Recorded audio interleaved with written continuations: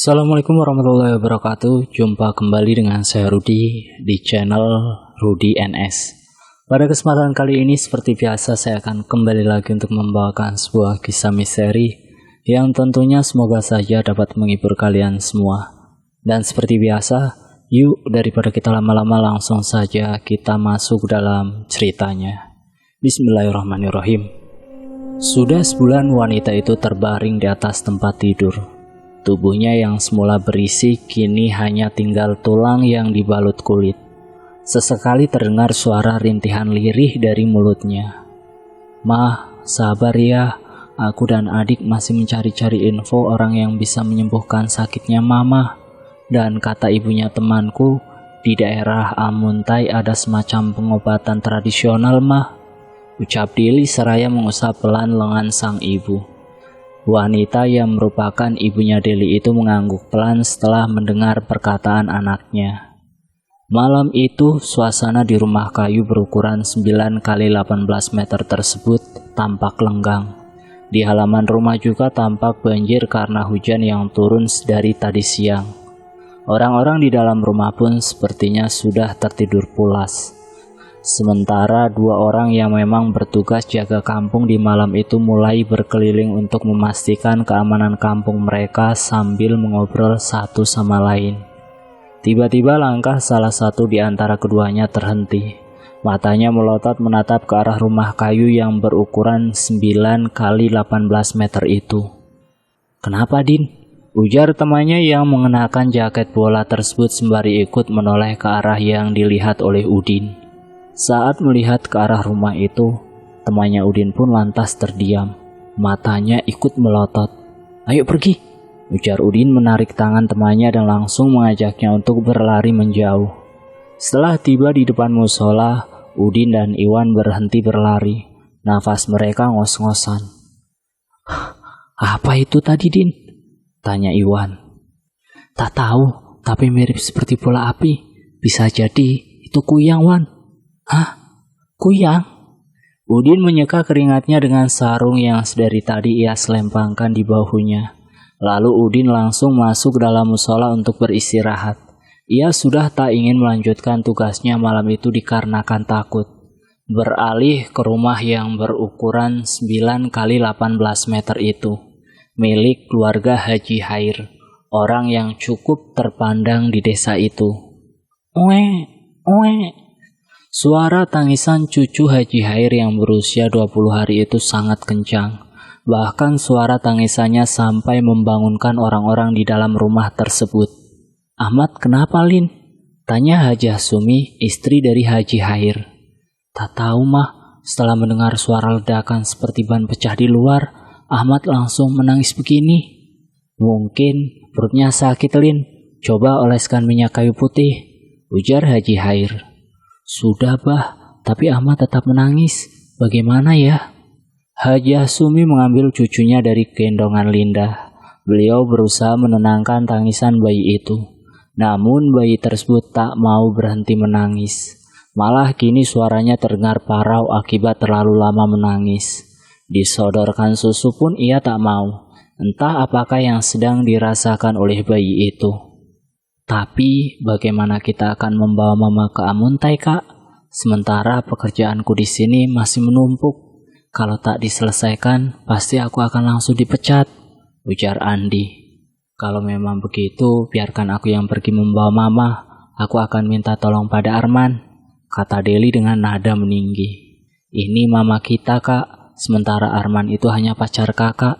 Dan aku minta kakak jangan terlalu melibatkan dia ke dalam masalah keluarga kita." "Tidak ada masalahnya. Lagi pula apa kamu gak mikir bagaimana aku akan mengurus mama seorang diri di perjalanan ke sana? Padahal kamu tahu kan keadaan mama bagaimana kan?" Andi mengalah. Ia menyetujui kakaknya pergi ke Amuntai membawa sang ibu dengan ditemani oleh Arman, kekasih kakaknya itu. Namun pada malam harinya, keadaan sang ibu mendadak menurun drastis. Ibunya terus merintih dan meracau aneh hingga membuat Deli dan Andi memutuskan untuk langsung membawa ibu mereka ke rumah sakit. Walau sebelumnya ibu mereka juga pernah dibawa ke rumah sakit, Tetapi karena dokter menjelaskan dan memberitahu hasil ronsen ibu mereka waktu itu yang tak masuk akal, sehingga membuat keduanya sudah tak mau lagi membawa sang ibu ke rumah sakit. Hasilnya pasti salah. Mana mungkin di dalam tubuh mama ada paku dan beling? Memangnya mama saya kesurupan kuda lumping sampai makan makanan beling dan paku begitu? Ujar Deli waktu itu marah pada sang dokter. Mana ambulannya, Di? Kasihan mama, Di. Isak Deli sambil terus mendekap tubuh ibunya. Tiba-tiba wanita itu terbatuk dan dari mulutnya menyembur darah kental berbau busuk yang bercampur dengan beberapa ekor belatung. Andi, teriak Deli dengan histeris. Baju Deli basah kena darah dan beberapa belatung itu berjatuhan ke atas kasur.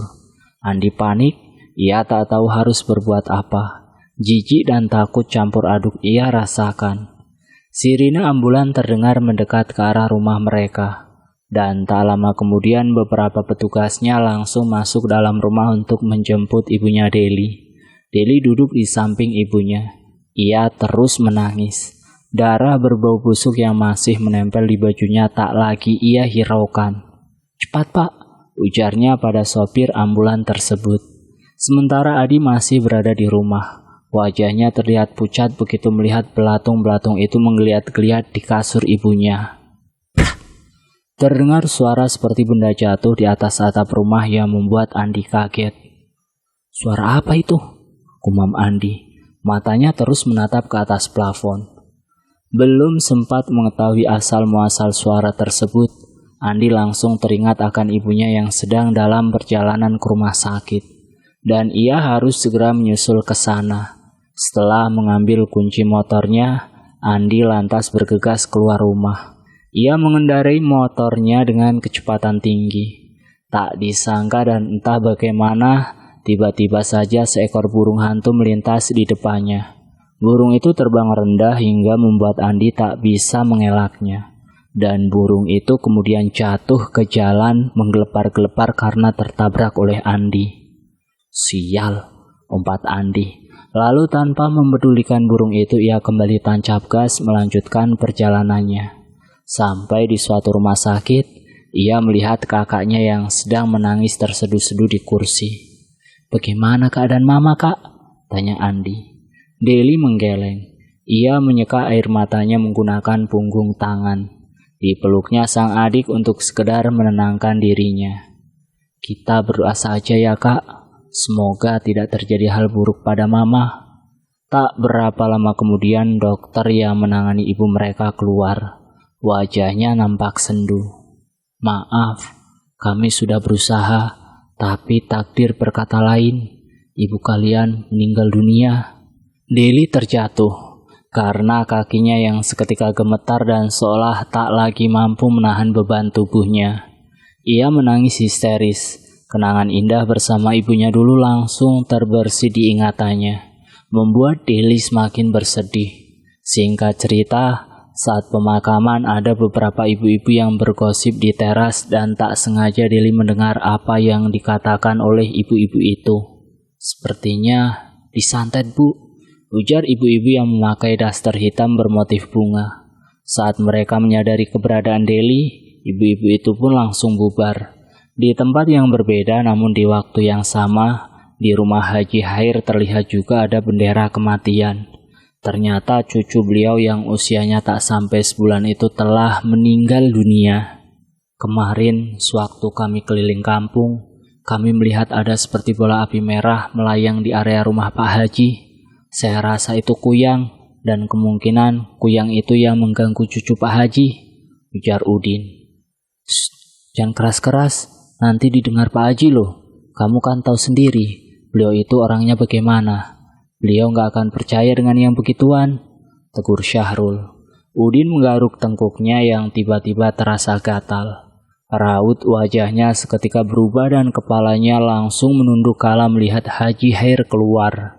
Hari-hari berlalu. Di rumahnya, Deli masih bersedih dengan kepergian ibunya. Pekerjaan yang seharusnya dia kerjakan menjadi terbengkalai selepas kematian ibunya. Andi dan Arman sudah membujuknya untuk menasehati supaya Deli bisa ikhlas dan melupakan ibunya. Namun tentu tak semudah itu bagi Deli. Beralih ke rumah Haji Hair. Saat itu Hajah Sumi tengah makan, namun tiba-tiba ia merasakan seperti ada bau busuk yang menyengat di sekitarnya. Bau busuk itu mirip seperti bangkai hewan, namun tidak diketahui dari mana asalnya. "Kenapa?" tanya Haji Hair yang melihat gelagat istrinya itu. "Abah mencium bau busuk enggak? Sepertinya ada tikus mati nih, Bah." Haji Hair mengendus-endus ke sekitarnya, lalu kemudian ia menggeleng. "Tak ada bau apa-apa kok, Mah." Hajah Sumi mengerutkan alisnya. "Masa cuma aku yang mencium bau busuk ini, Bah?" gumamnya. "Siti?" "Iya, Mah," jawab Siti, menantu dari Hajah Sumi. "Kamu merasa ada bau busuk enggak?" "Iya, Mah, baunya sudah ada sejak tadi malam." "Nah kan, berarti bukan cuma aku yang mencium baunya, Bah." "Oh iya, Siti, Linda sudah makan belum?" "Sudah, Mah, tadi makan bareng aku," jawab Siti. Syukurlah, Hajah Hair dan Hajah Sumi memiliki 3 orang anak laki-laki. 2 sudah berkeluarga dan yang bungsu masih kuliah. "Mama khawatir dengan Linda, Ti. Kasihan dia. Kamu temanilah dia ya. Jangan dibiarkan seorang diri," pesan Hajah Sumi pada Siti. Siti mengangguk sambil tersenyum. Karena bau busuk itu semakin menjadi, akhirnya Hajah Sumi memutuskan untuk mencari sumber penyebab bau tersebut.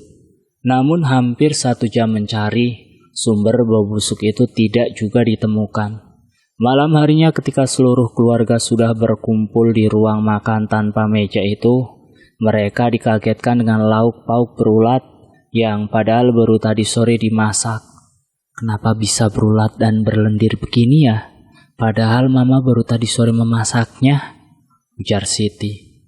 "Bisa jadi ayam yang dimasak itu sudah busuk sebelumnya." "Tidak mungkin, Bah, karena ayamnya masih segar. Bahkan pas aku belinya tadi, itu masih ayam hidup dan dipotong langsung sama pemiliknya loh, Bah," bantah Hajah Sumi. Tidak hanya sampai di situ, keanehan terus berlanjut dengan kemunculannya ular di dalam rumah. Kemarin dentuman, setelah itu bau busuk yang sampai sekarang tidak kita ketahui asalnya. Lalu lauk pauk yang baru dimasak malah berulat. Habis itu ada ular di dalam rumah. Dan sekarang Mama tiba-tiba sakit, ujar Siti pada Linda saat mereka berkumpul di pelataran rumah. "Kamu merasa aneh enggak? Kalau aku merasa ini sangat aneh. Dan sepertinya memang ada orang yang berniat tidak baik pada keluarga kita," lanjut Siti. Linda menghela nafas panjang. "Entahlah, Ti. Tapi bisa saja kan ini hanya kebetulan saja. Kalau ular masuk ke rumah kan wajar. Sebab sekarang musim penghujan." "Siti," panggil Haji Hair dari dalam rumah. Bergegas Siti dan Linda masuk dalam rumah menghampiri kamar Hajah Sumi dan Haji Hair. "Kenapa, Bah?" tanya Siti. "Ini mama kalian katanya punggungnya sakit." Siti langsung mendekat dan duduk di samping tubuh Hajah yang terbaring. "Sakit bagaimana, Mah?" tanya Linda dan Siti bersamaan. "Seperti ada yang menggigit, rasanya nyut-nyutan.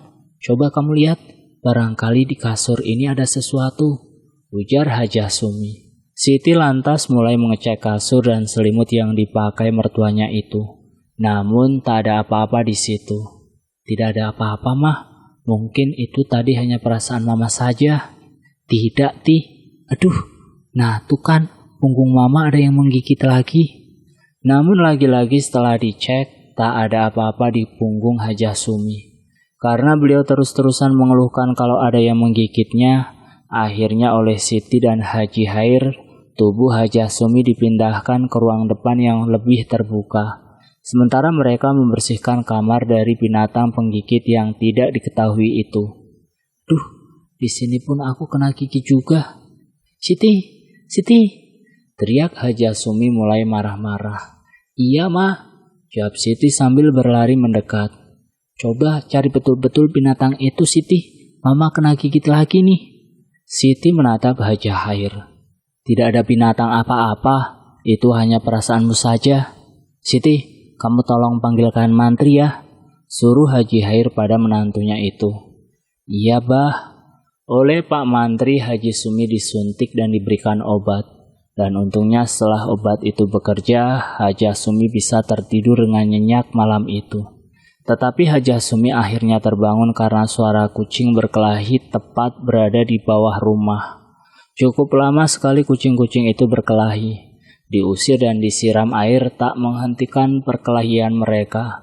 Bahkan Haji Hair sampai memukul lantai untuk menakut-nakuti kucing tersebut. Tetapi tetap saja, kucing-kucing itu seperti tak mau tahu. Hingga akhirnya Haji Hair harus keluar rumah untuk mengusir mereka. Saat senter yang dipegang Haji Hair menyorot ke bawah rumah, terlihat 2 ekor kucing hitam dengan mata merah menyala menatap Haji Hair yang saat itu masuk ke bawah rumah untuk mengusir mereka. Astagfirullahaladzim, hus, pergi, hus. Untungnya setelah itu kedua kucing hitam tersebut akhirnya pergi. Namun baru saja semuanya kembali tenang, tiba-tiba Haji Sumi berteriak histeris seperti orang ketakutan. Dan ketika ditanya, Haji Sumi malah menunjuk ke bagian pojok kamar dengan mata yang tertutup. "Kenapa, Mah?" tanya Siti. Itu itu ada hantu di situ." "Gak ada apa-apa kok, Mah, di situ." Semakin hari keadaan Haji Sumi semakin aneh. Ia juga kerap kali mengeluhkan ada lipan di dalam kamar mandi, yang padahal oleh anggota keluarga lainnya tak terlihat. Bahkan suara kucing berkelahi di bawah rumah hampir tiap malam terdengar di waktu yang selalu sama. Dan suara burung kangkulai juga terdengar semakin dekat dengan rumah. Suara burung yang dipercaya sebagai penanda kematian seseorang atau tidak lama lagi akan ada seseorang yang meninggal dunia. Aduh, perutku sakit sekali. Coba periksa. Lihat, ini seperti ada lubang di perutku. Aduh, rintih Haji Sumi. Seluruh anggota keluarga tentu saja bingung karena mereka sama sekali tidak melihat adanya lubang di perut Haji Sumi seperti yang beliau keluhkan. Keluhan Haji Sumi pun semakin aneh-aneh saja, apalagi setelah Haji Hair sedang mengaji di sampingnya. "Bah, apa tak sebaiknya kita bawa ke rumah sakit saja, Bah?" tanya suami Siti yang merupakan anak kandung dari Haji Hair dan Haji Sumi. Sebelum menjawab pertanyaan anaknya itu, Haji Hair terlebih dulu menarik nafas panjang. "Akhir-akhir ini banyak sekali keanehan-keanehan yang terjadi di rumah ini. Abah rasa itu bukan hanya kebetulan semata. Berat hati Abah mengatakan kalau keluarga kita ada yang mengirim sesuatu. Entah siapa, yang pasti yang saat ini Abah rasakan ialah maksud dan tujuan orang itu tidak lain ingin membunuh keluarga kita satu persatu," ujar Haji Hair. Siti menatap Linda yang berdiri di sampingnya. "Lalu apa yang harus kita lakukan, Bah?" "Kalian tenang saja. Abah akan mencari solusinya, dan berhubung kamu sudah pulang, jadi Abah akan berangkat malam ini, karena setelah yang terjadi akhir-akhir ini, berat rasanya meninggalkan para perempuan sendirian di rumah tanpa laki-laki," ujar Haji Hair. Dan malam itu juga setelah berkata demikian, Haji Hair pun mulai bersiap-siap. Beliau berangkat dengan menaiki motor Supra yang sebagian tebengnya sudah tak ada lagi. Beliau menyusuri jalanan desa dengan aspal yang berlubang itu. Sesekali beliau saling sapa dengan para bapak-bapak yang sedang ronda malam. Hingga akhirnya motor beliau pun keluar dari jalanan desa dan mulai memasuki jalan setapak yang dikelilingi pepohonan karet. Gelap dan hanya terdengar suara-suara binatang malam yang saling bersautan. Anehnya motor yang tadinya ringan mendadak terasa berat, seperti sedang ada yang membonceng. Memang di sekitar area itu merupakan tempat yang sering terjadi penampakan. Makanya orang-orang sangat jarang pergi melewati jalan itu sendirian di malam hari. Biasanya mereka yang terpaksa melewati jalanan itu di malam hari akan pergi secara berombongan. Kurang lebih sekitar 4 hingga 6 orang.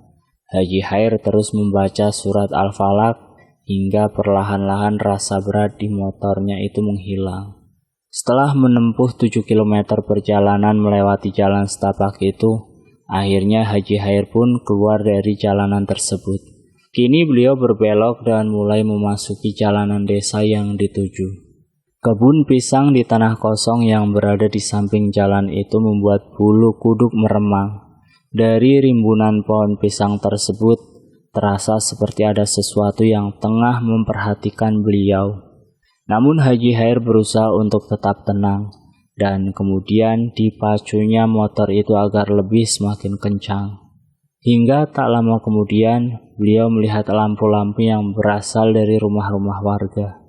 Gas motor sedikit dipelankan ketika mulai memasuki kawasan rumah warga.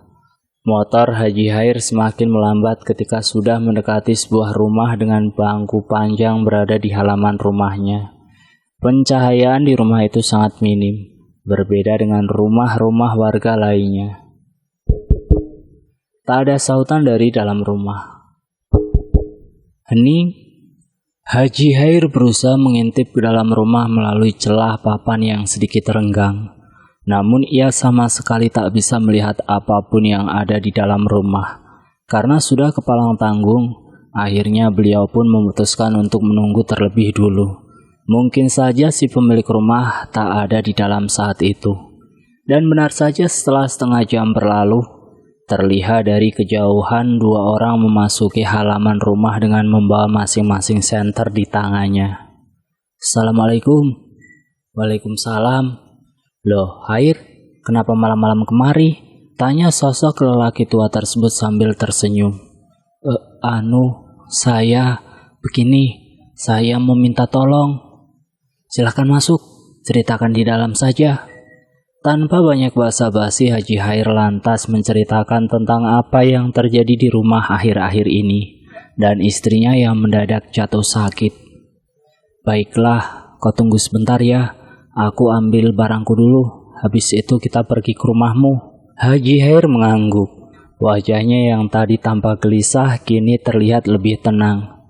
Tidak berapa lama kemudian, mereka berdua pun berangkat menuju rumah Haji Hair.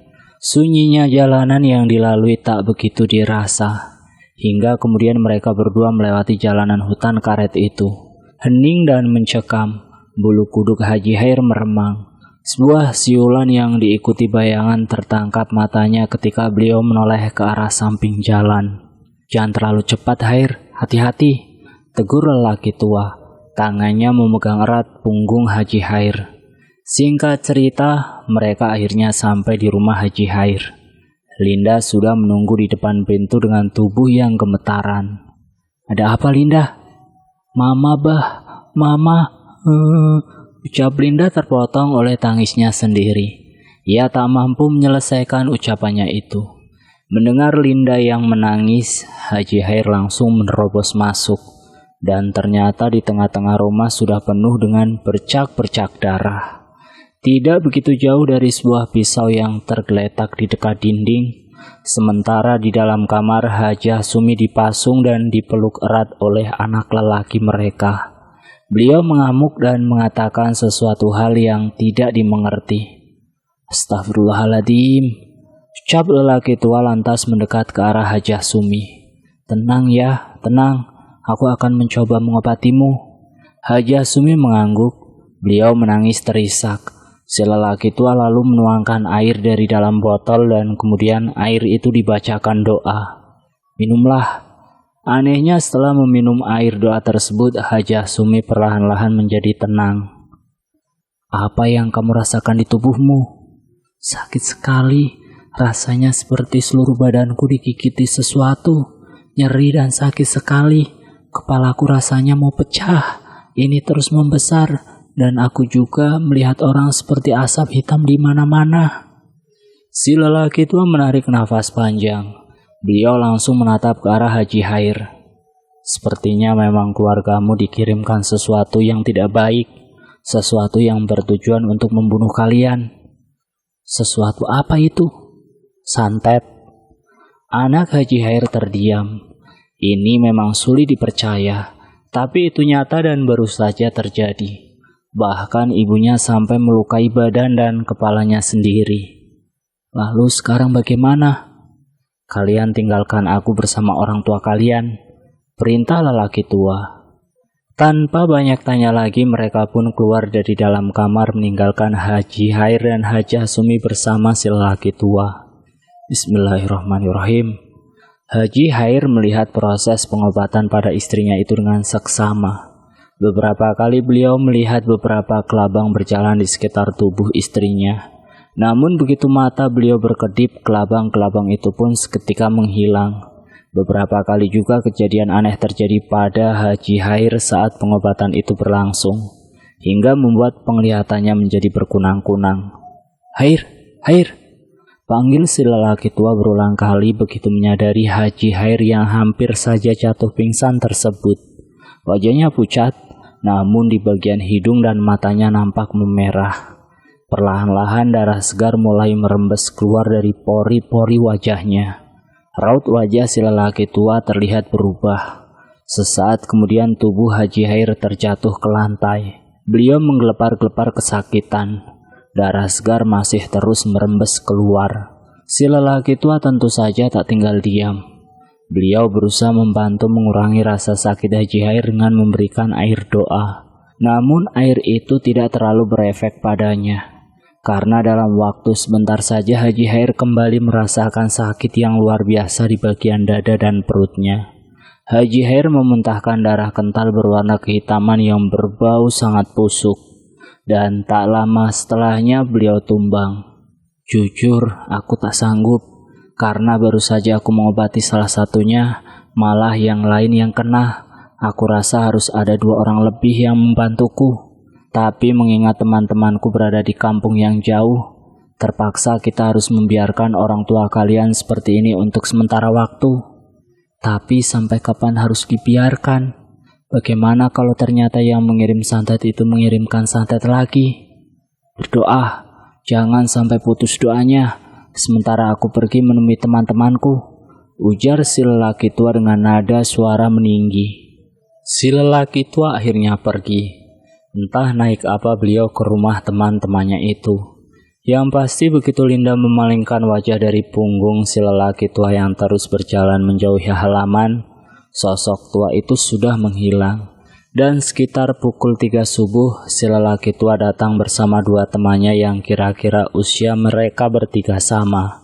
Tanpa banyak bicara, mereka bertiga langsung melanjutkan proses pengobatan tersebut. Pintu kamar dikunci dari dalam. Tak ada yang tahu bagaimana proses pengobatan itu berlangsung. Namun sayup-sayup anak Haji Hair mendengar suara orang-orang itu membaca doa yang bukan berasal dari kitab suci mereka. Entah doa apa itu. Bau-bauan aneh yang dibakar juga tercium sampai keluar. Sekitar pukul 4:30 pagi, pintu kamar akhirnya dibuka.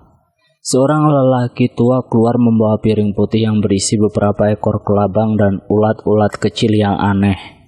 Sementara di dalam kamar, Haji Hair dan istrinya belum juga sadarkan diri. Tubuh keduanya ditutup dengan kain hitam. Hanya bagian wajah saja yang dibiarkan terbuka. Bagaimana keadaan orang tua saya? Si lelaki tua terdiam untuk beberapa saat. Kalian tenang saja, mereka berdua baik-baik saja. Tidak ada yang perlu dikhawatirkan lagi. Kita hanya tinggal tunggu keduanya bangun. Anak dan menantu Haji Hair dan Haji Sumi menarik nafas lega. Mata mereka semua tampak memerah akibat tidak tidur semalaman. Dan benar saja, sekitar pukul 11 siang, Haji Hair dan Haji Sumi mulai sadar. Bah, Mah, tolong ceritakan apa yang sebenarnya. Kenapa keluarga kita menjadi target santet? Haji Hair terdiam. Beliau yang masih merasakan lemas di tubuhnya itu hanya bisa menggeleng sebab beliau pun tak tahu apa-apa. Orang yang mengirim santet pada keluargamu itu adalah orang yang pernah sakit hati dengan kalian. Dendam masa lalu terhadap kalian. Aku yakin di antara kalian tahu siapa pengirimnya. Karena orang ini sangat melekat di ingatan kalian. Tugas kami hanya membantu. Jadi aku tak menceritakan apa-apa pada anak-anakmu. Mungkin kalian sendiri yang akan menceritakannya pada mereka. Alis Haji Hair mengerut. Ia langsung menatap wajah istrinya yang tampak menunduk setelah mendengar perkataan si lelaki tua itu. Kamu tahu siapa? Tanya Haji Hair pada istrinya. Haji Sumi mengangguk. Air matanya langsung menetes dan dalam sekejap saja ia mulai menangis sesenggukan. Siapa? Imah. Mendengar nama itu lagi-lagi alis Haji Hair mengerut. Kenapa Imah? Aku tidak paham.